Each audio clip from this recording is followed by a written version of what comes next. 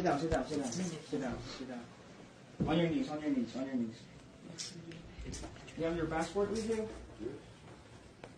Have I right to explain myself or no? Yes, yes, you have the right to know here. So, first we will introduce ourselves.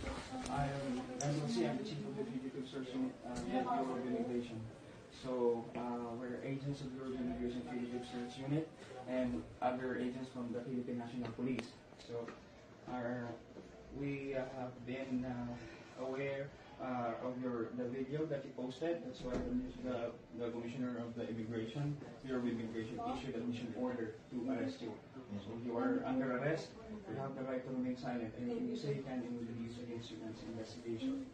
And you also have the right to counsel. If you cannot afford one, the Bureau of Immigration will provide one for you. Do you understand those rights that I just read to you? Yes. My question is, I've never been arrested before. What can I take with me? What I can? You can take your personal belongings and your